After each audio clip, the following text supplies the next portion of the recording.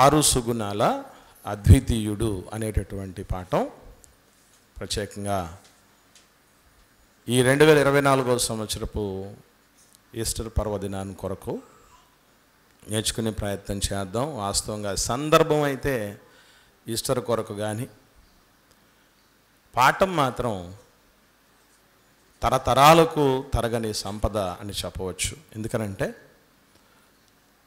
ప్రభువు కలిగిన ఈ 6 సుగుణాలు ఎంతటి తేజోవంతమైనవి, ఎంతటి విలువైనవి, ప్రశస్తమైనవి అని ఆలోచన చేస్తే నిజముగా ఈ సుగుణాలు అద్వితీయమైన సుగుణాలని వాటిని పాటిస్తే మనల్ని కూడా అద్వితీయులుగా నిలబెట్టగలవని ఇట్టే గ్రహించగలం.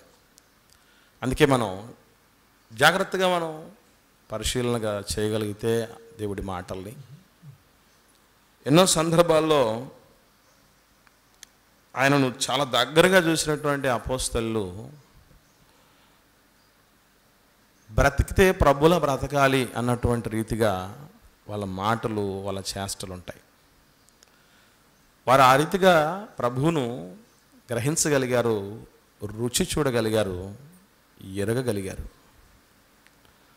నిత్య జీవాన్ని చేపట్టగలిగారు. కారణం ఏంటంటే అద్వితీయ సత్యదేవుడు అయిన నిన్నును నీవు పంపిన యేసు క్రీస్తును ఎరుగుటయ్య నిత్య జీవమని. ఆయన ఎరగటం అంటే ఆయన సుగుణాలను ఎరగటం, ఆయన సుగుణాలను ఎరగటం అంటే ఆ సుగుణాలను మన గుణంగా మార్చుకోవటం అనేది మనం తెలుసుకోవాల్సిన సత్యం. ఇందులో భాగంగా ఒక చక్కటి మాటను మనం కొనసాగింపు మాటగా ఆలోచన చేయగలిగితే, అపోస్తలుడైనటువంటి పేతురు గారు తను రాసిన మొదటి పత్రికలో 2వ అధ్యాయము 21వ వచనంలో మనం చాలాసార్లు చదివాము మాటని, వాళ్ళు ఒకసారి చదువుదాం. పేతురు గారు రాసిన మొదటి పత్రిక 2వ అధ్యాయం 21వ వచనంలో, క్రీస్తు కూడా మీ కొరకు బాధపడి మీరు అంటే మనం అనగా క్రైస్తవులు అనగా విశ్వాసులు క్రీస్తు అడుగు జాడలయందు నడుచుకొనున్నట్లు మీకు మాదిరి ఉంచిపోయాడు. యేసుక్రీస్తు ప్రభుల వారి అడుగు జాడల్లో నడిస్తే మనకేమొస్తుంది? ఒకసారి యోహాను సువార్త ఆయన అనుసరిస్తే ఏమవుతుందో అన్నటువంటి విషయం చాలా స్పష్టంగా యేసుక్రీస్తు ప్రభుల వారు మాట్లాడుతూ చెప్తున్నాడు. 14వ అధ్యాయం యోహాను సువార్త 23వ వచనంలో యేసు ప్రభుల వారు మాట్లాడుతున్నాడు. ఒకడు నన్ను ప్రేమించిన ఎడలా వాడు నా మాట గైకొను. మనం ఏదో హైందవ సోదరులు రామకోటి రాసినట్టు మనలో చాలామంది దేవుని పిల్లలు క్రీస్తు కోటి రాస్తారు. అంటే I love Jesus, I love Jesus, I love Jesus అని అలా రాస్తూ పోతారన్నమాట. కానీ అలా ప్రేమించే వాళ్ళు అంటే ఎలా ఉంటారు అని అంటే కోటిసార్లు రాసేవాళ్ళుగా ఉండరట. ఏం చేస్తారట? ప్రభుని ప్రేమించే వాళ్ళు అంటే యేసుప్రభు మాటని గైకొంటారు. కొందరు పచ్చబొట్టు వేసుకుంటారు. ఏమని? ఐ లవ్ జీసస్ అని కదా. వీటన్నిటికంటే శ్రేష్టమైనది ఏంటంటే ఆయన మాటను వినటం అట. మరి ఆయన మాట వింటే ఏమవుద్ది అంటే, అప్పుడు అలా విన్నప్పుడు నా తండ్రి వానిని ప్రేమించును, మేము వాని యొద్దకు వచ్చి వాని యొద్ద నివాసం చేస్తాము.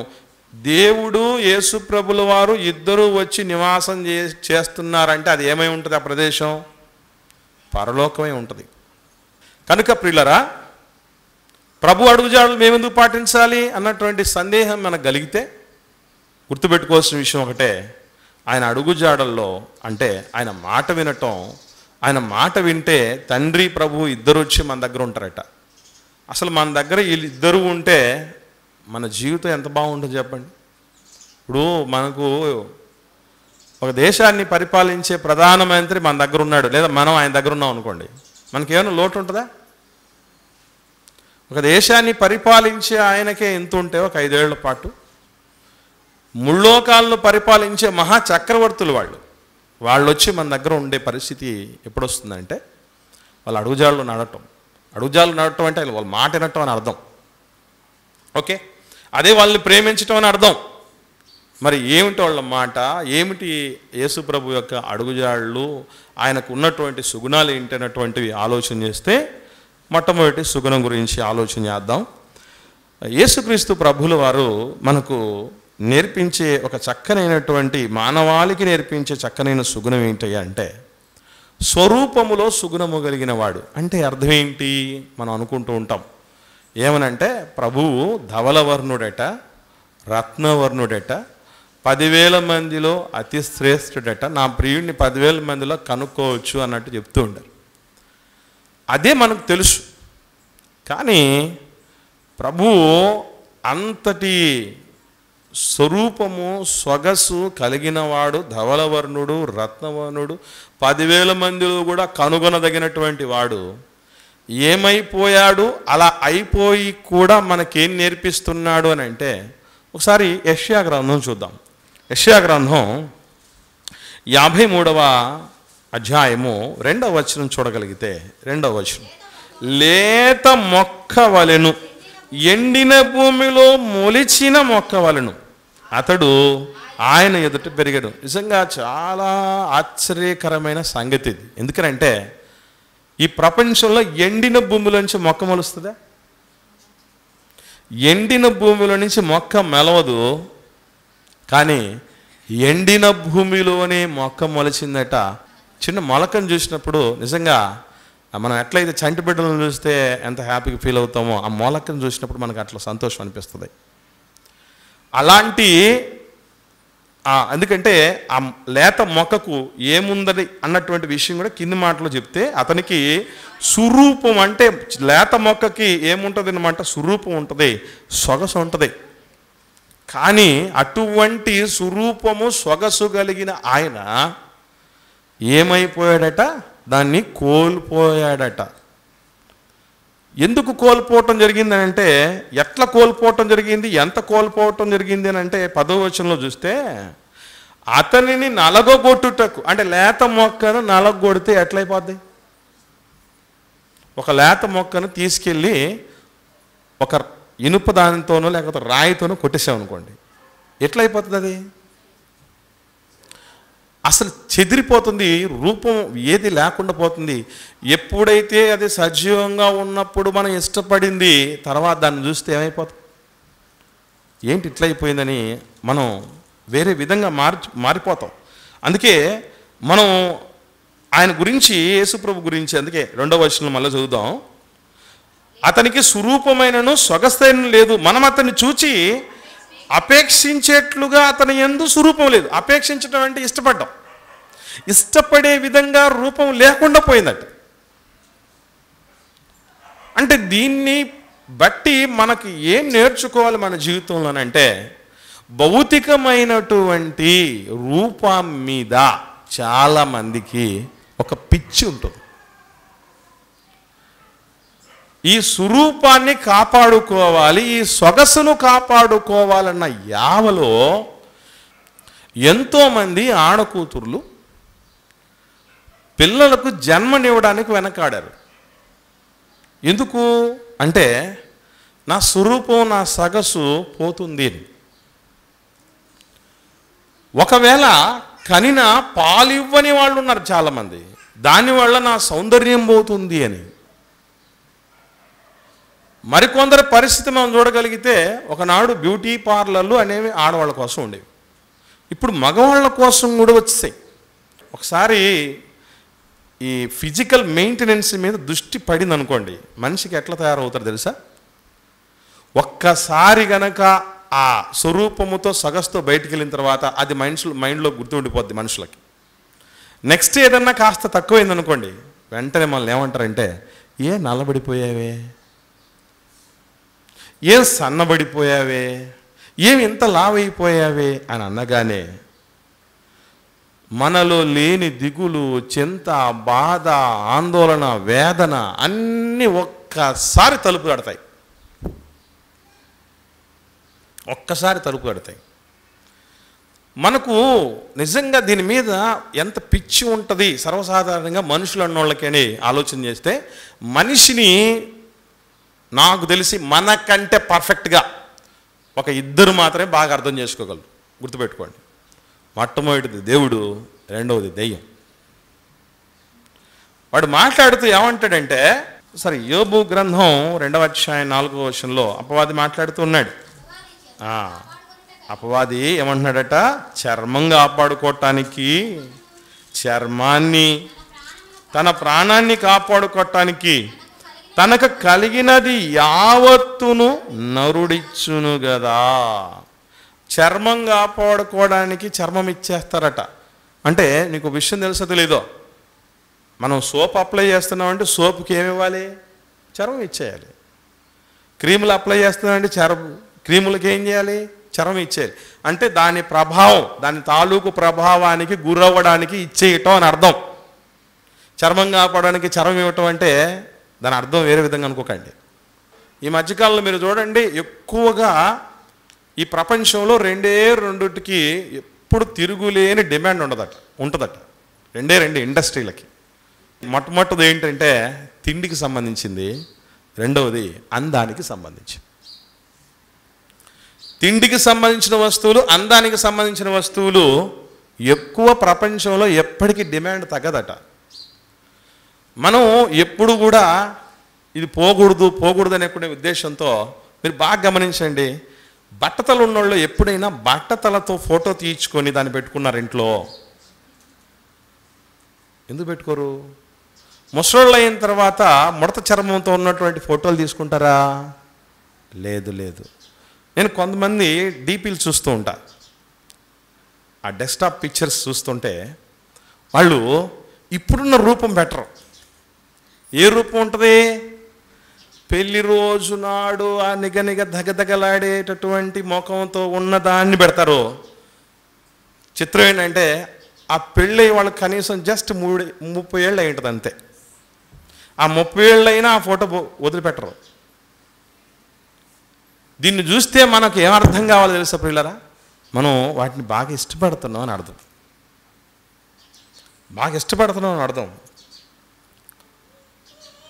ఏదో వయసులో ఉన్నోళ్ళకి తెల్లంట్రుకలు వస్తే పెళ్లి కాని వాళ్ళకి ఒకవేళ పెళ్లి కాదేమోనని ఏదో ఒక ప్రయత్నం చేయటానికి, 60 ఏళ్ళు ముసలోళ్ళు కూడా మొత్తం తల నిండా రంగెందుకు వేస్తున్నారంటే, నన్ను చూడాలి, నన్ను ఎవరు ఏమనకూడదు, ఆ ముసలోడు ముసలిది అనకూడదు. ఇంకా చెప్పాలంటే ఆంటీ, అంకుల్,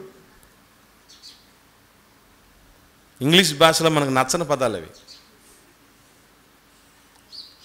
ఇదంతా అంటే దీని మీద ఫోకస్ చేసి, మీకు తెలుసో తెలీదో, సినీ ఇండస్ట్రీలో ఈ బ్యూటీ మెయింటెనెన్స్ కోసం, ఈ గ్లామర్ మెయింటెనెన్స్ కోసం కనీసం 30 లక్షల రూపాయలు పర్ డే ఖర్చు పెడతారట వాళ్ళు. ఎన్ని గంటలో దానికి కేటాయిస్తారట.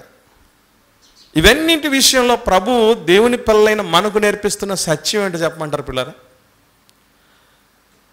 ప్రభు అంతటా ఆయన, సృష్టికర్త అంతటా ఆయన ఈరోజు ప్రపంచంలో ఉన్నటువంటి ఇప్పుడు మిస్ యూనివర్సులు, మిస్ వరల్డ్లు ఇవన్నీ ఉన్నారు చూసారా? వీళ్ళందరినీ పుట్టించినటువంటి మహా అందగాడు కదా ఆయన. ఆయన దేనికి సిద్ధపడిపోయాడట అంటే స్వరూపం కానీ సొగసు కానీ ఒక మనిషి అసలు అపేక్షించడానికి ఇష్టపడడానికి కూడా వీలు లేనంట స్థితికి కూడా వచ్చేసాడట. ఎందుకు అంటే గుర్తుపెట్టుకోండి, అది నిజంగా నిలిచేది కాదు, దాంతో మనం గెలిచేది సాధించుకునేది ఏది లేదు. ఫర్ యువర్ కైండ్ ఇన్ఫర్మేషన్, ఎంత కాపాడుకోవాలనుకున్నా అది కాపాడబడేది కానే కాదు.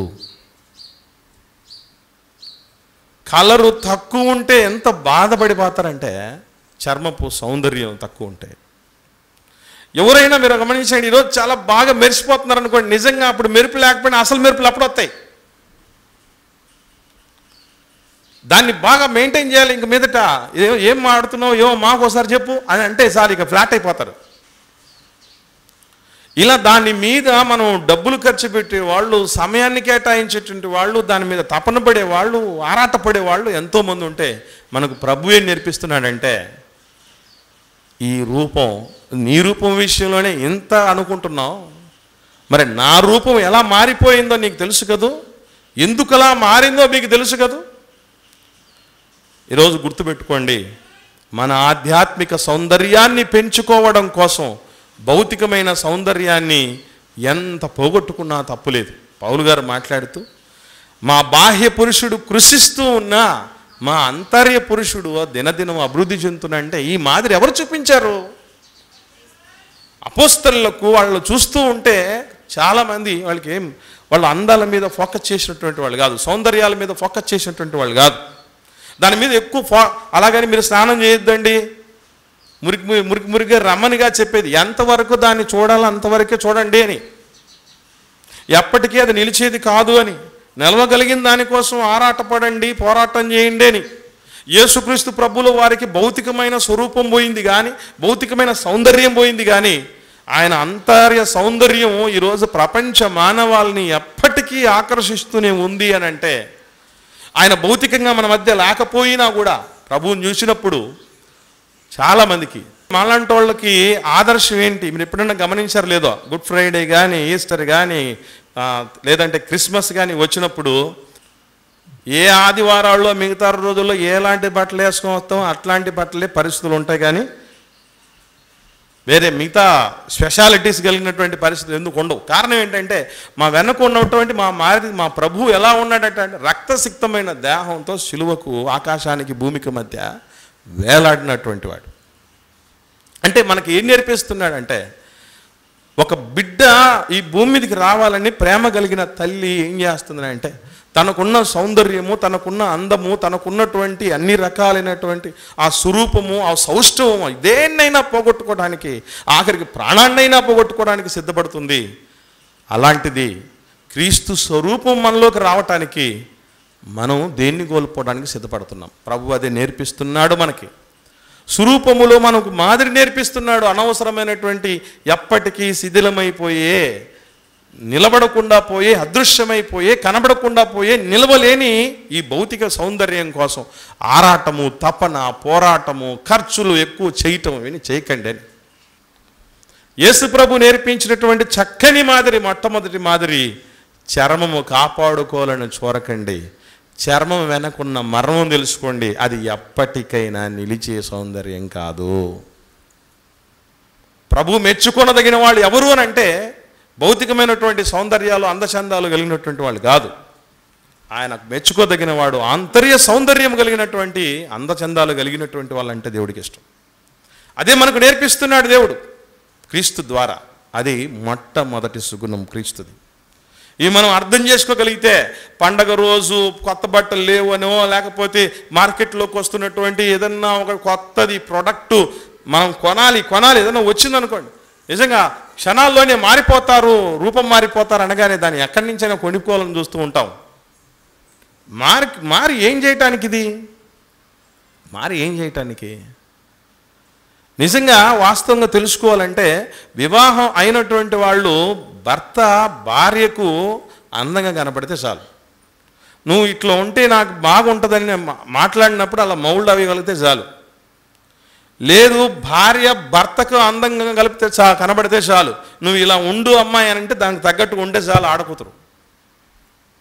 కానీ ఈరోజు లోక వల్ల నా వెంటపడాలన్నటువంటి ఆలోచనతో ఉన్నట్టున్నారు కాబోలు ఎలా తయారవుతున్నారో గమనించండి. పండుగ రోజు చర్చికి వచ్చినప్పుడు ఏం చేస్తామంటే, దేవుడి వాక్యం ఎట్లుందో ఏమంటో చూడడం. వీళ్ళు ఎట్లొచ్చారు, వాళ్ళు ఎట్లొచ్చారు, వాళ్ళు ఏం వేసుకొచ్చారు, వీళ్ళు ఏం వేసుకొచ్చారు. అదొక పిచ్చి. వడ్డానం మర్చిపోవటానికి ఇష్టపడనటువంటి పెళ్లి కూతురు ఉందట, ఆభరణం మర్చిపోవటానికి ఇష్టపడని ఆడకూతురు ఉందట. దేవుణ్ణి మాత్రం మర్చిపోతున్నారంటే ఈ సౌందర్యం మీద పిచ్చి అలాంటిది. దేని మీద మనం ఫోకస్ చేయాలో, ఎలా విలువైనటువంటిది అంతా కూడా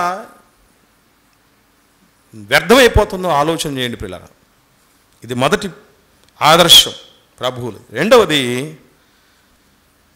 ప్రాపంచిక విజయాల పట్ల మనం ఎలా వ్యవహరించాలి అంటే, లోక సంబంధమైన విజయాలు విషయంలో ప్రభువు ఎలా స్పందించాడు, ఎలా దాన్ని చూడగలిగాడు అన్నటువంటి విషయాన్ని మనం జాగ్రత్తగా పరిశీలన చేయగలిగితే, ఈరోజు మనం ప్రతి దానిలో తపన చదువుల్లో ఖచ్చితంగా అందరికంటే ముందు ఉండాలి, ఒక విద్యలో, ఒక సంపాదనలో, అన్నింటిలో కూడా మనం లోక సంబంధమైనటువంటి విజయాలు నాకు సొంతం అయిపోవాలి అన్నటువంటి ఆ తపన ఉంటుంది. నేను పలానా వాటన్నింటి అధిగమించాలి, అందరికంటే ముందు ఉండాలి, నేను ఒక రికార్డు క్రియేట్ చేయాలి. ఈరోజు లిమ్కా బుక్ ఆఫ్ ఇండియాలో Limca book of world records అని ఒకటి ఉంటుంది, ప్రపంచవ్యాప్తంగా అయితే Guinness book of world records అని ఉంటుంది. వీటిల్లో చేరిపోవాలి, చరిత్ర పుటల్లోకి ఎక్కిపోవాలి అని రాజకీయ నాయకుడు కంటెస్ట్ చేసేటప్పుడు ఏం ఆలోచన చేస్తాడు? గెలవడం కాదు, ఎలా ఉండాలి? భారతదేశ చరిత్రలో, వీలైతే ప్రపంచ చరిత్రలోనే నాకు వచ్చినంత మెజారిటీ,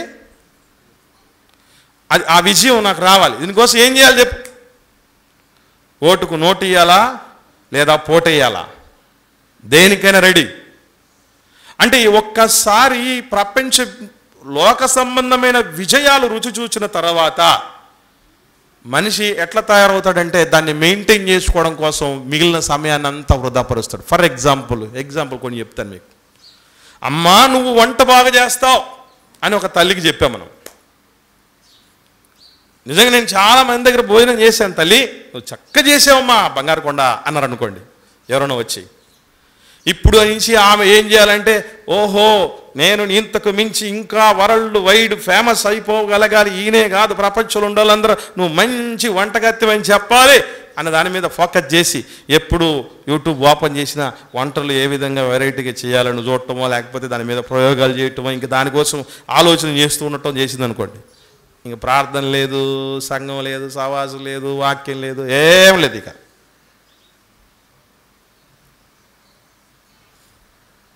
ప్రతిసారి మనం ఒక విజేతలుగా ఉండాలని, ఇంకో చెప్పాలంటే మనం ప్రశంసించబడాలన్నటువంటి తపనతో ఉంటాం. ఇది ఈ ప్రాపంచిక సంబంధమైనటువంటి భౌతికమైన విజయాల పట్ల మనం ఎంతో కుతూహలం కలిగి ఉంటాం. అసలు ఈ ప్రపంచంలో పొందుకోవాల్సినటువంటి విజయం అంటే ఏంటి అనేది మనం ఆలోచన చేయగలిగితే, ఏమండి యేసుక్రీస్తు ప్రభుల వారు అసలు ఈ లోక సంబంధమైనటువంటి విజయాలు ఆలోచన చేస్తే సొంత తమ్ముళ్ళు సైతం ప్రభువును ఒకానొక సమయంలో విశ్వసించలేకపోయారు. ఆయనకు మతి భ్రమించింది అనగలిగారు. ఈయన్ని సంహరించు సిలువ వేయము అనగలిగారు కదా. ఎంత పరిస్థితి! నా అనుకున్నటువంటి 12 మంది సంకట పరిస్థితుల్లో దగ్గరలో లేనటువంటి పరిస్థితి. ఒక మాటలో చెప్పాలంటే వీడు ఇతరులను రక్షించాడు, తన్ను తానే రక్షించుకోలేకపోయాడని పనికి మాలిన ప్రతి ఒక్కడు యేసుప్రభు మీద నోరు పారేసుకున్నాడే. సిలువ మీద ఉన్న 2 దొంగలు కూడా ఒకనాడు దూషించినటువంటి వాళ్ళే. అంటే మనం ఆలోచన చేస్తే యేసుక్రీస్తు ప్రభువుల వారినట తింటూ తాగుతూ వస్తున్నందుకు ఏమన్నారట? దయ్యం పట్టినోడు పాపులకు స్నేహితుడు, సుంకరులకు స్నేహితుడు అన్నాడట, తిండిపోతూ అన్నారట. ఒకటి కాదు, 2 కాదు, దయ్యాలను ఎల్లగొడుతున్నాడంటే బయల్జుబుల్ వల్ల, దయ్యాలకు అధిపతి బయల్జుబుల్ వల్ల పొగడుతున్నారంటే ఈ లోక సంబంధమైన ఏ రకమైన విజయాలు ప్రభు పొందాడు చెప్పండి?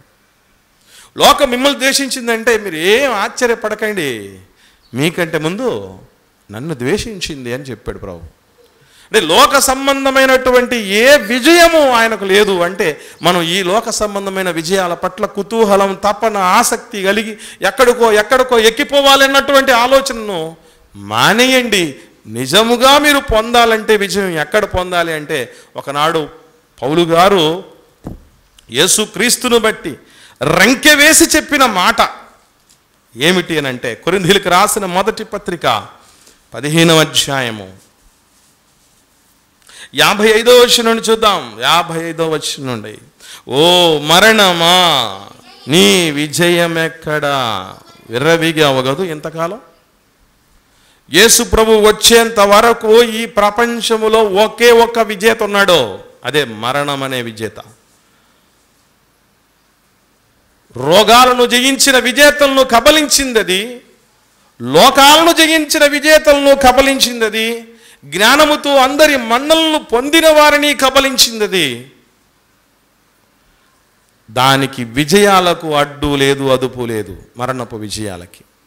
అలాంటి మరణాన్ని, ఓ మరణమా నీ విజయమెక్క, ఓ మరణమా నీ ముల్లెక్కడా అని చెప్పి పోయింది కదూ. ఇప్పటి వరకు నీకు ఎదురు లేదు, తిరుగు లేదు అనుకుంటున్నటువంటి నీకు చావు దెబ్బ పడింది కదూ క్రీస్తు ద్వారా. ఈ ప్రపంచంలో విజయం అంటే అది. మరణాన్ని శాసించగలిగినటువంటి స్థితి ఎప్పుడైతే మనం ముందుకుంటామో అదే విజయం. నీకు నాకు చేతనైతే చావ ఉంటే, ఏదో అంటూ ఉంటారు కదా, మగాడివైతే నువ్వు నిజంగా ఆడపుట్టుకు పుట్టుంటే అన్నట్టు. ఎవరు విజేతలంటే మన ప్రభు విజేత, జగజ్జేత ఆయన. అది నేర్పిస్తున్నాడు మనకి. అంటే ఇక్కడక్కడ లోక సంబంధంగా చిన్ని చిన్ని చిన్ని చిన్ని విజయాల కోసం ఏదో ప్రాకులాడేటువంటి పరిస్థితి. దేవుడి పిల్లలు కూడా చాలామంది రాజకీయాల దగ్గరికి వెళ్ళాలని ఎంత ఆలోచన చేయట్లేదండి, ఊళ్ళూరట్లేదండి. కార్పొరేటర్గా గెలవాలి, నెక్స్ట్ ఏంటి, దాని తర్వాత నేను మేయర్ అయిపోవాలను, లేకపోతే ఎమ్మెల్యే అయిపోవాలను, మంత్రి అయిపోవాలను, కేంద్ర మంత్రి అయిపోవాలను, ఏకంగా ప్రధానమంత్రి అయిపోవాలను. ఈ విజయాలు మేము సొంతం చేసుకోవాలన్నటువంటి పరిస్థితులు ఈరోజు ఎంతో ఉన్నాయి. చేతనైతే ప్రభువుల విజయం సాధించాలి. ఇంకా ఆయన ఎంత విజేత అంటే ఒక్కటే మాట ఆఖరిలో చెప్తాడు చివరి వచనంలో.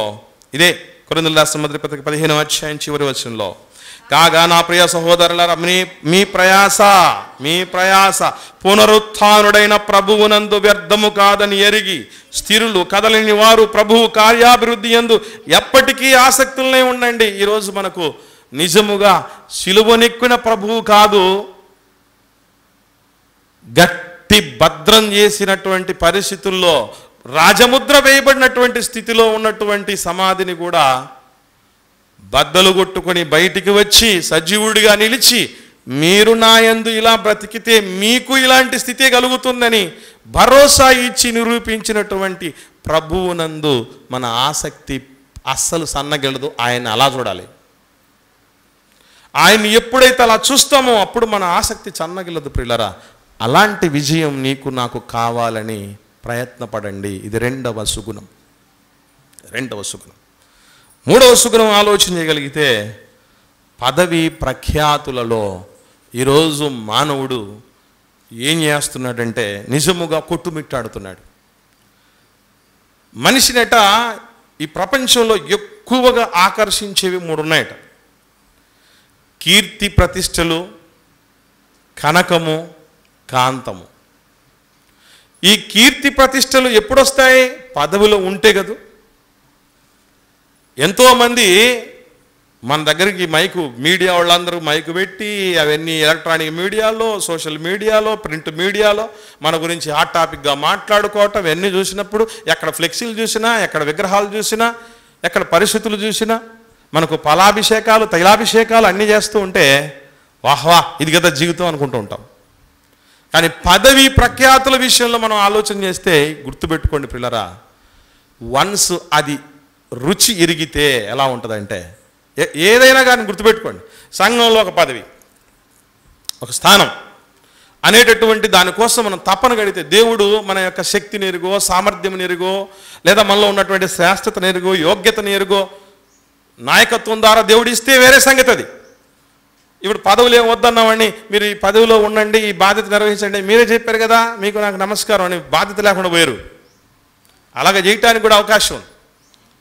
వన్స్ మనిషికి ఏంటన్నట్టంటే, మీరు ఎన్నిసార్లు చెప్తున్నా నెత్తినెక్కించుకున్నా, ఇప్పుడు దిగమంటే ఎక్కడ దిగుతాడు, ఇప్పుడు దిగమంటే ఎక్కడ దిగుతుంది అన్నారు చూసారా.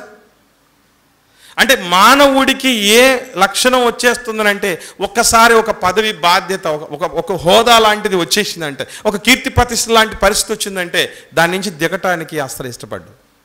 కానీ ప్రభు మనకేం నేర్పిస్తున్నాడు తెలుసండి. ఒకసారి చూద్దాం యోహాను సువార్త 6వ అధ్యాయం 15వ వచనంలో. యోహాను సువార్త 6వ అధ్యాయము 15వ వచనం చూడగలిగితే, యేసుక్రీస్తు ప్రభుల వారిని రాజుగా చెయ్యాలని ఎవరు?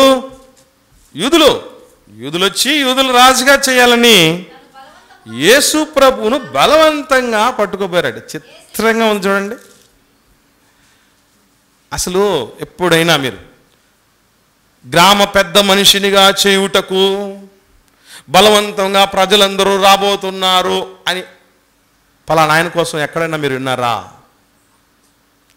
సర్పంచినిగా చేయుటకు బలవంతంగా పట్టుకుపోతున్నారు వాళ్ళు అని విన్నారా ఎవరినైనా? పోనీ ఎమ్మెల్యేగా చేయుటకు బలవంతంగా పట్టుకుపోతున్నారు వాళ్ళని, ఆయన్ని విన్నారా? అయ్యో, ఆ పదవుల కోసం మానవుడు ఎన్ని ప్రయాసలు పడుతూ ఉంటాడంటే, ఎప్పుడూ చూడని 5 ఏళ్ల పరిపాలనలో ఎప్పుడూ చూడని గుడిసెలను చూస్తాడు, ఎప్పుడూ తుడవని జలుబును తుడిచి మరి తన బట్టలకే రాసుకుంటాడు, మురికి బట్టలతో ఉన్న వాళ్ళని ఎత్తుకుంటారు, ముద్దు పెడతారు, ఇంకా ఒకవేళ అప్పుడు ఏమైనా 1-2 కూర్చొని ఉంటే కడిగేస్తారు. ఎందుకనంటే ఆ పదవి, దాని ద్వారా వచ్చేటటువంటి ఆ ప్రఖ్యాతి, కీర్తి మామూలుగా ఉండదు. ఇప్పుడు ఏదన్నా పని జరగాలనుకోండి, ఎవరికైనా ఎట్లా పోతే బాగుంటుందండి? దేంతో పోతే బాగుంటుందట? ఏ రూట్లో పోతే బాగుంటుంది అంటారు? పొలిటికల్గా పోవాలి. విన్నారా? ఏదైనా పని జరగాలంటే పొలిటికల్గా పోవాలి. అధికారిక క్రమంలో పోతే కుదరదు. ఎక్కడ ఆ దర్పం లాంటిది. దాన్ని చూసి ఏమనుకున్నారంటే, ఒక్కసారన్నా అయితే పోలా. మనోళ్ళు కూడా ఈ మధ్యకాలం ఏం చేస్తున్నారు, చట్ట సభల్లో క్రైస్తవుల గళ వినిపించాలంటే మనోళ్ళు కూడా నిలబెట్టి అత్యధిక మెజారిటీ మనం గెలిపించలేమా? ఆంధ్రప్రదేశ్లో దాదాపు 30% మంది క్రైస్తవులు ఉన్నాం, ప్రాతినిధ్యం వహించలేమా అని మాట్లాడుతున్నారు. క్రిస్టియానిటీ నిలబడాలి, దేవుడి బిడ్డలు నిలబడాలంటే రాజకీయంగానే బాగుంటుంది. దేవుని బిడ్డకిచ్చిన గొప్ప ఆధిక్యత ఏమిటో తెలుసా? దేశాన్ని పరిపాలించే రాజు నాడు మొట్టమొదటి రాజు ఎవరంటే సౌలు రాజు. కానీ సౌలు రాజును సైతం శాసించగలిగిన వాడు ఎవడు? సమూయేలు, దేవుని బిడ్డ. అంటే ఎప్పటికైనా నీ రాజకీయం కింద ఉంటుంది, దేవుని బిడ్డ కింద అన్నటువంటి విషయం దేవుడు నేర్పిస్తే ఈరోజు మనం ఎక్కడ ప్రాకులాడుతున్న దేవుని పిల్లలు? పోనది రొంపని తెలియదా, రొస్సుని తెలియదా, బురదగుంటని తెలియదు. అది బురదగుంట అంటే చాలా చిన్నది, అది బురదగుంట చాలా బాధపడిపోతుంది. చీచీ వీళ్ళతో పోలుస్తున్నారు ఏంటి నన్ను? అందుకే చెప్తున్నాడు యేసుప్రభు అట, రాజునుగా చేయటానికి బలవంతంగా పట్టుకోబోతున్నారని తెలిసి పారిపోయాడట ప్రభు. ఎందుకనంటే అప్పుడప్పుడు చెప్తూ ఉంటారు, తుమ్మితే ఊడిపోయే ముక్కు లాంటిది అని చెప్తూ విన్నారా? గమనించండి ప్రియులారా, దేవుడు చెప్తున్నటువంటి అద్భుతమైనటువంటి విషయం ఏంటంటే, ఊడిపోయే ముక్కు అని అంటే చెప్తారు చూసారా, నిలబడని అధికారాలు ఈరోజు ప్రపంచంలో ఉండేవి. యేసుక్రీస్తు ప్రభులు వారు దేవుడి సింహాసనం మీదకి వచ్చి ఎన్నేళ్ళైంది తెలుసా? దాదాపు 2000. ఇంకెంతకాలం ఉంటాడు తెలుసా? ఈ మానవ జాతి నిలిచి ఉన్నంతకాలం ఉంటాడు. మానవ జాతి ఈరోజు ఉన్నంతకాలం మాత్రమే కాదు, తర్వాత కూడా ఉండిపోతాడు సదాకాలం. రాజులకు రాజు, ప్రభువులకు ప్రభు అని ఎందుకు చెప్పడం జరిగిందనంటే, ఆయన రాజ్యం ఈ లోక సంబంధమైంది కాదు. మనం నిజంగా పేరు ప్రఖ్యాతులు కలిగించుకోగలిగితే ప్రభువునందు కలిగి ఉండాలి, ప్రభు బిడ్డగా కలిగి ఉండాలి. అది ఎప్పటికీ నిలిచే ఉంటుంది. మీకు తెలుసో తెలీదో, హేబెల్ చచ్చిపోయాడట. చనిపోయినా కూడా ఏం చేశాడట? మాట్లాడాడట. విశ్వాసం ఉంటే, వీరులమైతే, నా విశ్వాసం ద్వారా ఈ తరములో మనం భౌతికంగా అడ్రస్ లేకుండా పోవచ్చు, కానీ రేపు తరతరాలకు నిలిచిపోతాం. అట్టిది కావలసినటువంటి ఖ్యాతి. అలాంటి ఖ్యాతిని పొందుకోండి అని ప్రభు నేర్పించాడు తప్ప భౌతికమైనటువంటి పేరు ప్రఖ్యాతుల కోసం ప్రాకులాడమని దేవుడు ఎప్పుడు చెప్పలేదు, ప్రభు ఎప్పుడు నేర్పించలేదు. తర్వాత 4వ సుగుణాన్ని ఆలోచన చేస్తే అది ఐశ్వర్యం. ఐశ్వర్యం విషయంలో ప్రభువు చూసినటువంటి విధానం, అనుసరించినటువంటి పద్ధతి, దానికి ఇచ్చిన విలువను మనం ఆలోచన చేస్తే ఈరోజు దేవుని పిల్లలంగా దేనికోసం ప్రాకులాడాలో అన్నట్టు విషయం చాలా స్పష్టంగా మనకు అర్థమైపోతుంది. అసలు ఆయన ఎలా అంటాడంటే, నన్ను అడిగితే ఈ ప్రపంచంలో గొప్ప బంగారు గని ఎక్కడుందో తెలుసా అండి? దక్షిణాఫ్రికా ఖండంలో కింబర్లీ అనేటటువంటి ప్రాంతంలో ప్రపంచంలోనే గొప్ప బంగారు గనులు ఉన్నాయట. అసలు ఆ బంగారు గనులను అక్కడ పెట్టింది ఎవరు అనుకుంటున్నారు? కలిగి ఉన్నది ఏదియో కింబర్లీ అయినా కూడా, కింబర్లీ బంగారు గనులైనా కూడా క్రీస్తు లేకుండా కలగలేదు.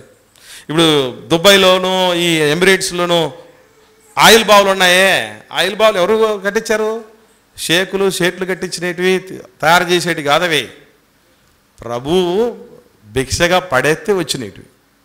అంటే నిజంగా ఆయనే కనుక ఈ ఐశ్వర్యం నాకు ఉండాలి, ఇది ఉంటే తప్ప నాకు విలువ ఉండదనో, లేకపోతే నాకు నేను అనుకున్నది సాధించలేననో, లేకపోతే నాకు విజయానికి అదే మూలమనో, లేకపోతే రకరకాలుగా డబ్బుల గురించి ఈరోజు మనం అంతా అనుకుంటున్నాం కదా. వాడు అన్నాడు ఓల్డెన్ డేస్లో, ధనమేరా అన్నిటికీ మూలం, ధనం విలువ తెలుసుకోరా, అది మానవ ధనం అన్నాడు. ఈరోజు దాని వెంట ప్రాకులాటలు ఎన్నున్నాయంటే, ఈవెన్ దేవుడే మాట్లాడుతూ సొలొమోను గారిని ఉద్దేశించి ఐశ్వర్యమునైనను, దీర్ఘాయువునైనను, నీ శత్రువుల ప్రాణమునైనను అడగలేదయ్యా అంటున్నాడంటే, లోకంలో ఎవడడిగినా దేవుడి దగ్గరికి వచ్చినా కూడా ఇవే అడుగుతున్నాడు అనమాట. ఐశ్వర్యం అడిగేవాళ్ళు, దీర్ఘాయువుని అడిగేవాళ్ళు, లేకపోతే శత్రువుల ప్రాణాన్ని అడిగేవాళ్ళు తప్ప అసలు శిష్యుల్ని దేవుడు ఇవ్వగలిగింది అడిగినటువంటి పాపానుభూనోడు కాదు మనిషి. ఈ ఐశ్వర్యం విషయంలో మనం ఆలోచన చేస్తే, ప్రభువుకు ఉన్నటువంటి ఐశ్వర్యం భౌతికమైన ఐశ్వర్యం కాదు, కానీ ఆయనకున్న సుగుణానికి మించిన ఐశ్వర్యవంతులు ఈ ప్రపంచంలో ఎవరు లేరు. అందుకే పౌలు గారు అంటారు, ఏమనంటే, కొరింథీయులకు రాసిన 2వ పత్రిక, అపోస్తలుడైన పౌలు గారు కొరింథీయులకు రాసిన 2వ పత్రిక 8వ అధ్యాయం 9వ వచనం చూద్దాం. 8వ అధ్యాయం 9వ వచనం. మీరు మన ప్రభువైన యేసుక్రీస్తు కృపను ఎరుగుదురు గదు, ఆయన ధనవంతుడై ఉండి మీరు తన దారిద్ర్యము వలన ధనవంతులు కావాలని మీ నిమిత్తము దరిద్రుడాయను.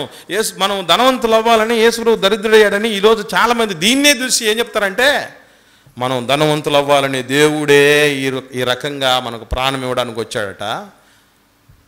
ఒకనాడు ఒక సోదరుడు నాతో మాట్లాడుతూ, మేము చదువుతున్నప్పుడు మా రూమ్మేట్ అప్పుడే ఆయన జాబ్ కూడా చేస్తున్నాడు. మేము చదువుతూ ఉంటే ఉద్యోగం కోసం ఆయన జాబ్ చేస్తున్నాడు.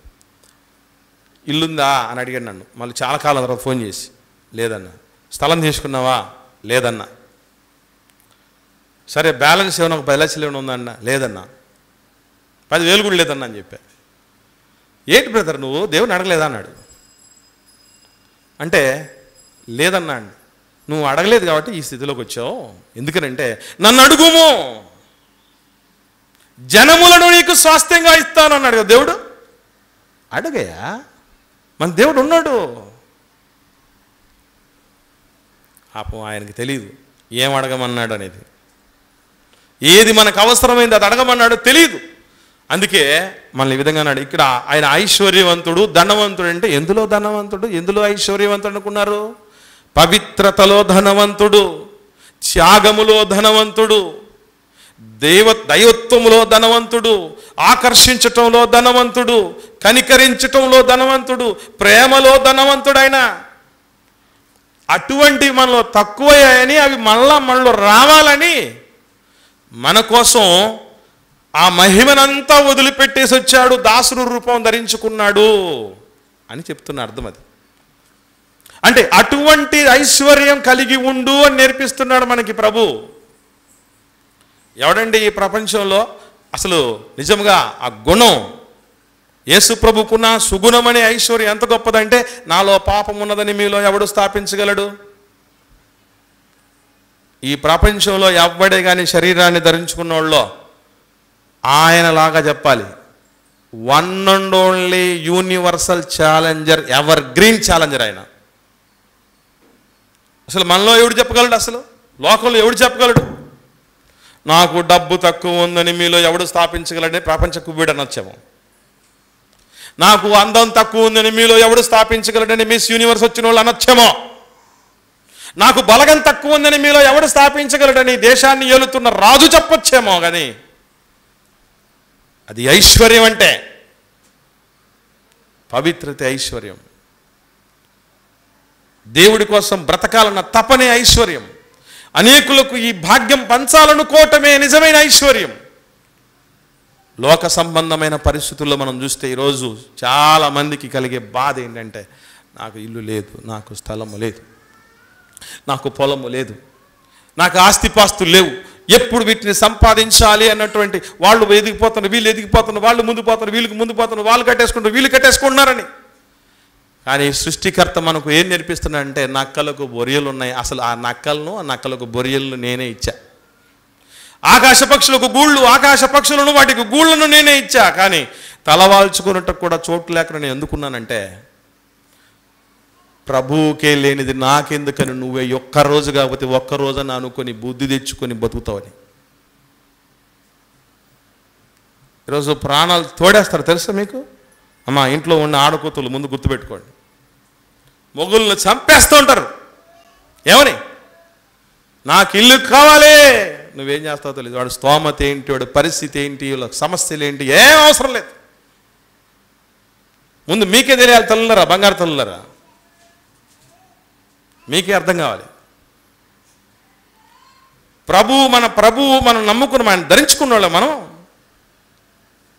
ఆయన హరించేసుకున్న వాళ్ళమా మన జీవితంలో? ఆలోచన చేయండి. డబ్బులు ఉండాలి, డబ్బులు ఉండాలి, డబ్బులు ఉండాలి, డబ్బులు ఉండాలి. అవసరానికే మంచిది ఇది, అంతే తప్ప దాన్ని ఆకలి అయింది డబ్బులు తింటా కూర్చోలేము కదా మనం. డబ్బులు ఉన్న వాళ్ళు ఏమైపోయారు? కరోనాలో ఏం సాధించుకోగలిగారు? ఆలోచన చేస్తే ప్రభువు పన్ను కట్టడానికి అరశకలు లేకపోయినా కూడా దేవుడి కోసం జీవించడమే కాదు, ఇప్పటికీ అనేకమైన జీవితాలను ప్రభావితం చేస్తూ దేవుడి వైపు నడిపించగలిగిన మహాశక్తి అయిపోయాడంటే, చాలామంది అనుకుంటూ ఉంటారు, దేవుడి సేవ నాకే గనక ఒక 10 కోట్లు ఉంటే ఎట్లా దుమ్ము దులిపేవాడినా తెలుసా అని. ఎవరు చెప్పాడు నీకు? పైసలుంటేనే నిజంగా దేవుడి సేవ జరుగుతుందంటే దేవుడే ఇచ్చేవాడు. అపోస్తలులకి, ఆదిమ సంఘానికి ఇచ్చేవాడు. ఉన్న ఆస్తులన్నీ అమ్మేసి పేదరికంలోనికి వచ్చే విధంగా దేవుడు ఆజ్ఞాపించడే. కాబట్టి ప్రభు మనకి ఏం నేర్పిస్తాడంటే, ఐశ్వర్యము పొందా నువ్వు తపన పడద్దు, దాని మీద దృష్టి నిలిపిన తోడనే అది లేకుండా పోతుందని చెప్పాడు. ఎవరి దగ్గర శాశ్వతం అది? ఎవరి దగ్గర శాశ్వతం? ఉద్యోగస్తుల దగ్గర ఉంటుందనుకుంటున్నారా? భ్రమపడుతున్నారు అంతే. వ్యాపారస్తుల దగ్గర ఉంటుందనుకుంటున్నారా? భ్రమపడుతున్నారు అంతే. కోటీశ్వరుడు అని చెప్పబడుతున్న వాడి దగ్గర ఉంటుందంటే భ్రమపడుతున్నారు. ఏ క్షణానికి ఖాళీ అయిపోతుందో పరిస్థితి తెలియదు. దానికోసం ఈరోజు ఉవ్వులూరే వాళ్ళు కొందరు, అది ఉందని ఉప్పొంగే వాళ్ళు కొందరు. రెండు తప్పే పిల్లరా. ప్రభు మనకు నేర్పిస్తున్నాడు ఏమనంటే, ఈ ఐశ్వర్యం మీద ప్రయాసలు వద్దని. తర్వాతే సుగుణం 5వది, లోక సంబంధమైనటువంటి పౌరసత్వంలో, అంటే ఇహ సంబంధమైనటువంటి పౌరులంగా మనం ఎట్లా బ్రతకాలి అనేది ప్రభు అద్భుతంగా నేర్పించాడు. నిజంగా లోకాలను కలగజేసిన సృష్టికర్త, కానీ ప్రభువు ఎలా పిలువబడ్డాడు లోకంలో? ఇతను వడ్లవాణి కుమారుడు కాదా అని. ఈ ప్రపంచంలో 1,000,000 విద్యలు ఉంటే ఆ విద్యల్లో ఒకానొక విద్య, ఒక అతి సాధారణమైనటువంటి విద్య, తన ఇంట్లో ఉన్నటువంటి తన ఇహ సంబంధమైన తండ్రి కలిగిన విద్య యోసేపు గారు. అదే విద్యను కొనసాగిస్తూ వాళ్ళకు లోబడి ఉన్నాడు అని రాయబడింది కదా. ప్రభు 30 ఏళ్ల ప్రాయం వచ్చేంత వరకు నాన్నకు కార్పెంటరీ పనిలో హెల్ప్ చేస్తూ ఉన్నటువంటి పరిస్థితుల్లో ఉన్నాడు. అంటే ఒక సాధారణమైన పౌరుడిగానే ఈ లోకంలో బతకగలిగాడు. లోకములో బతికింది సాధారణమైనటువంటి పౌరుల్లాగే, కానీ ఆయన ఆదర్శం అసాధారణమైనది, అద్వితీయమైనది. అంటే మనం చాలామంది మనలో ఏమనుకుంటారంటే, లోకములో పౌరులుగా జీవిస్తే చాలే, ఏదో ఒకటి జీవనోపాధి ఉంటే సరిపోద్దులే, మనకి ఎంత కావాలన్నటువంటి ఆలోచన కలిగి ఉండం. ఏం చేస్తూ ఉంటాం? మా పురుషులందు పుణ్య పురుషులు వేరన్నట్టు పౌరులందు నా పౌరసత్వం వేరు అన్నట్టుగా జీవించాలి. అప్పుడప్పుడు చెప్తూ ఉంటారు, నాకు అమెరికా పౌరసత్వం తెలుసా? విన్నారా? ప్రపంచంలో ఎక్కడైనా వీసా లేకుండా పోవచ్చు తెలుసా? That is the speciality of mind. నా ప్రత్యేకతది. ఇలా రకరకాలైన పౌరసత్వాలు నేను కలిగి ఉండాలని, ఏదో గొప్ప పరిస్థితిలో ఉండాలని, గొప్ప పౌరుడిగా జీవించాలని ఆయన ఆలోచన చేస్తుంటారు. గుర్తుపెట్టుకోండి, ఈరోజు ప్రపంచంలో ఇహ సంబంధమైన ప్రతి పౌరుడు పర సంబంధమైన పౌరుడిగా ఎదగడానికి సిద్ధపడాలి. సృష్టికర్తే మనకి ఏం నేర్పిస్తున్నాడంటే, ఈ లోకంలో ఉన్న వాటిని, మోషే గారేమో ఐగుప్తు సకల విద్యలను అభ్యసించాడు, కానీ ఆఖరికి ఎక్కడికి పోయాడు? సకల విద్యలో అభ్యసించినవాడే ఆఖరికి గొర్రెలు కాసుకున్నాడు. ఎలా ఉంటుందో తెలుసా అండి? అంటే ఇవన్నీ మనకి ఏం నేర్పిస్తున్నాయి తెలుసా? ఆదర్శం నేర్పిస్తున్నాయి, ఆదర్శాలు నేర్పిస్తున్నాయి. సకల విద్యలను నేర్చుకున్నాడేమో, 40 ఏళ్ళు గొర్రెలు కాచిన పరిస్థితికి వెళ్ళాడంటే చాలు, దేవుడు ఏ స్థితి ఇచ్చినా చాలు అన్నటువంటి పరిస్థితి. యేసుక్రీస్తు ప్రభువుల వారు ఈ ఇహ సంబంధమైనటువంటి పౌరుడిగా 10 మందితో పాటు లోకంలో ఒక సాధారణమైనటువంటి జీవితం లాంటిది బ్రతుకుతూ దాంట్లో ఏదో ఒకటి సాధించుకో, ఏదో ఒక ప్రత్యేకత కలిగి ఉండాలన్నటువంటి రీతిగా కాదు. ఈరోజు పరలోక పౌరుడు అవ్వాలంటే ఆయన ఇవ్వాల్సిందే, అంత స్థితికి ఎదిగాడు ఆయన. అది ప్రభు మనకు చూపించినటువంటి అద్వితీయమైనటువంటి చక్కని సుగుణం. 6వది మనం చూడగలిగితే పరిపాలనలో సుగుణం. పరిపాలనలో సుగుణం ఎంత గొప్పది యేసు ప్రభుది అని ఆలోచన చేయగలిగితే ఈరోజు మినిస్టర్ అన్నటువంటి ఆ పరిపాలకుడిగా ఈరోజు ఫీల్ అయిపోతున్నారు. మినిస్టర్ అంటే అర్థం ఏంటంటే సేవకుడు అని అర్థం. మినిస్ట్రీస్, మనది జీసస్ క్రైస్ట్ చర్చ్ మినిస్ట్రీస్. ఈ మినిస్ట్రీస్లో మనం అందరం మినిస్టర్లం. మినిస్ట్రీస్లో ఉండేవాడు మినిస్టర్. మినిస్ట్రీ అంటే సేవ. పరిపాలకుడుగా, రాజులకు రాజుగా, ప్రభువులకు ప్రభువుగా ఉన్నటువంటి ఆయన ఏం చేశాడట, ఒకానొక సమయంలో తాను దేవుడి దగ్గర నుంచి వచ్చానని, దేవుడి దగ్గరికి వెళ్ళాలని ఎరిగినవాడై తన దగ్గర ఉన్నటువంటి శిష్యుల పాదాలను కడిగి వాటిని తువ్వాలతో తుడిచినటువంటి వాడు. అలాగే పరిచారము చేయించుకున్నటకు రాలేదు కానీ నేను పరిచారము చేయటానికి అనేకులకు ప్రతిగా విమోచన క్రయధనముగా నా ప్రాణాన్ని పెట్టడానికి వచ్చాను నేను అని ప్రభు చెప్పాడు.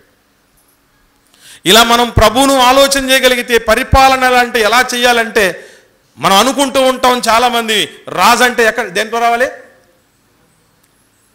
రాజు అంటే దేంట్లో రావాలంటే ఏనుగుల మీద రావాలి, అంబారీ సవారీ, లేదంటే కనీసం గుర్రాల మీదైనా రావాలి, రథాల మీదైనా రావాలి. కానీ నీ రాజు సాత్వికుడై గాడిద పిల్లను ఎక్కి వస్తాడు. అంటే పరిపాలకుడంటే ఆయన. అంటే నువ్వు ఏ వాహనంతో వస్తున్నావని కాదు మనకు కావలసింది, నువ్వు ఎక్కడ రాజభోగాలను వెలగబెడుతున్నావు అనేది కాదు కావాల్సింది. కరుడు గట్టిన మానవ హృదయాలను సైతం మన ముందు భౌతికంగా రాకపోయినా కరిగించి తన పాదాక్రాంతులను చేయగలిగినటువంటి రాజాది రాజైన, అది మనం ఈరోజు అలవర్చుకోవాల్సిన లక్షణం. మనలో చాలామంది ఎంతో మంచి పరిచారం చేయించుకోవాలి, నా దగ్గర నాకేదో చాలా పని వాళ్ళు ఉండాలని ఆలోచన చేస్తారేమో. వద్దు. భౌతికమైనటువంటి రీతిలో ఆ దర్పాలు మనకు అవసరమే లేదు ప్రియులరా. యేసుక్రీస్తు ప్రభులు వారు తన దగ్గర ఉన్నటువంటి రాజ్య సభ్యులతో, తన శిష్యులతో, తన దాసులతో ఏమన్నాడు తెలుసా? నా స్నేహితులు మీరు అన్నాడు లేదా? నా స్నేహితులు మీరు అన్నాడు. అంటే ఒక రాజు ప్రజలతో ఎలా ఉండాలి? స్నేహితుడిలా ఉండాలి. అంటే తనలో ఆ దర్పం అనేది ఉండకుండా, ఆ గర్వం అనేది ఉండకుండా ఈరోజు ఒక రాజు అంటే ఎలా ఉండాలని ప్రభువుని చూసి నేర్చుకోవాలి. ఒక పరిపాలకుడు అంటే ఎలా ఉండాలి, ఒక మంత్రి అంటే ఎలా ఉండాలంటే ప్రభువుని చూసి నేర్చుకోవాలి.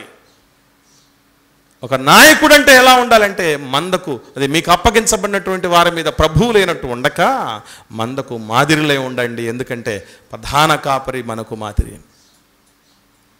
మన స్నేహితుడైన లాజరు నిద్రిస్తున్నాడు అంటాడు. ఎవరు స్నేహితుడట?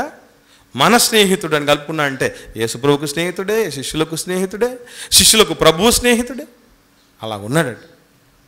ఈరోజు అయ్యగారులు చూడండి, సంఘంలో చాలామంది సంఘాలను నడిపిస్తున్నటువంటి సేవ జరిగిస్తున్న అయ్యగారితో ఫోటో దిగాలంటే 10,000, భోజనం చేయాలంటే అదొక 10,000. ఇవన్నీ ఎందుకు అనుకుంటున్నారు? అయ్యగారిని కలవాలంటే అపాయింట్మెంట్. ఇవన్నీ చూస్తే మనకు ఏమర్థం అవుతుంది చెప్పండి? మన ప్రభు మాదిరి బుర్రకి ఎక్కలేదు. ఫర్ యువర్ కైండ్ ఇన్ఫర్మేషన్ గుర్తుపెట్టుకోండి, నిజమైనటువంటి సేవకులకి నిజమైన సంఘాలు ఎప్పుడు కూడా పుష్కలంగా లక్షల మందితో ఉండవు. అది నేను చెప్పింది కాదు, ప్రభు ఏం చెప్పాడు? ఇరుకు ద్వారమున ప్రవేశింప పోరాడి. అంటే బహువిశాలం నాశనానికి పోయేటటువంటిది అని దేవుడు ఎప్పుడో చెప్పాడు. తర్వాత రక్షణ పొందేవారు కొద్ది మందే అని చెప్పాడు. కాబట్టి ఇది యేసు ప్రభు కలిగిన 6 సుగుణాల అద్వితీయ లక్షణం.